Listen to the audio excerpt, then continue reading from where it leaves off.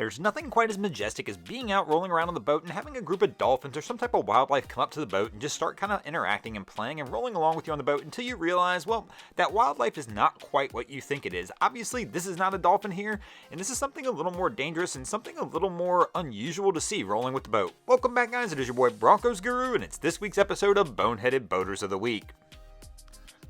Our first subject we'll talk about this week is that's one way to do it. Everybody has their own unique ways of doing things on a boat, like launching. Everybody's got their own unique procedures and protocols on getting that boat in the water, kind of like these guys here are showing you a unique way on how to do a speed launch. This is definitely a different way of doing things. Also get asked all the time, how do you back up a single jet ski trailer? Well, this is one I had not thought of, but you know what? Always enlist a friend. It helps. It can help you get that single jet ski trailer back down the dock since you can't see it from the truck. Another question that gets asked a lot in boating forums online is, do I have enough truck to tow the boat that I have? And typically you'll get everybody on there just letting them know they don't have enough vehicle for that size boat. But I think I'm going to change my answer going forward and just say yes every single time and let them know if they've got a friend they can enlist that you've always got enough truck.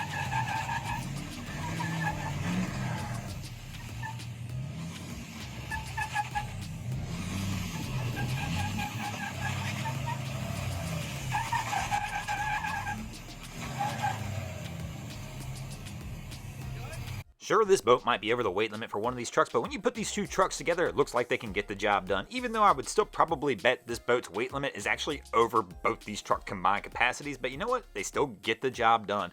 Of course, we see quick launches all the time, but it's not often we get to see a quick retrieval. Problem with quick retrievals is sometimes they end in disaster. Our next subject we'll talk about this week will be close calls, something that happens all too often out on a boat.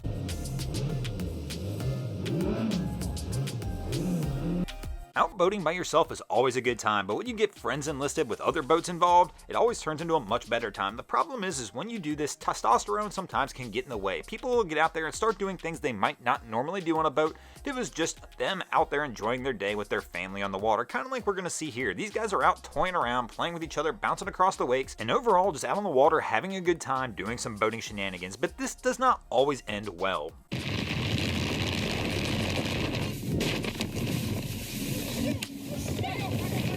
And of course our last clip was an accident. This one's a little more unique. These guys are actually trying to ram this boat. I'm not sure what happened. I'm guessing this vessel probably stole the other vessel's drain plug and they are just mad about it. While I am just kidding about that, it appears that this vessel we are on right here is actually some type of trafficking boat, and these are authorities trying to run this boat down. And as you're going to see as these images progress, they're literally going to try knocking the motor off this boat to disable it.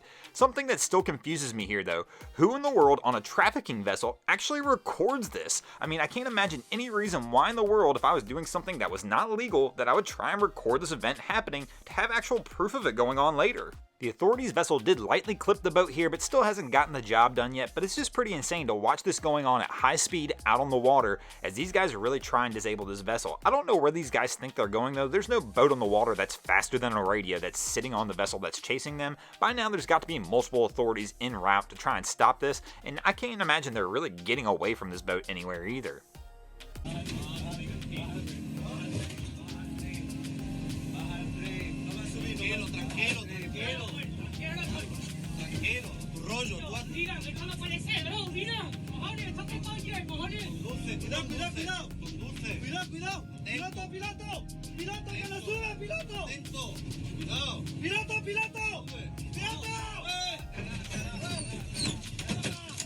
And as you can see right here, the authorities were successful and this boat is now disabled. Thanks for watching, guys. I hope you enjoyed this week's episode of Boneheaded Boaters of the Week. If you ever see anything crazy happening on your waterways, be sure to hit me up on Facebook or Instagram and let me know, and you might see your stories over here, just like Drew Rod, Kevin McGee, Michael Gooding 113, and Mr. Shiggs did this week. And if you guys haven't already, go ahead and drop an anchor on the subscribe button. If not, we're coming to steal your drain plug.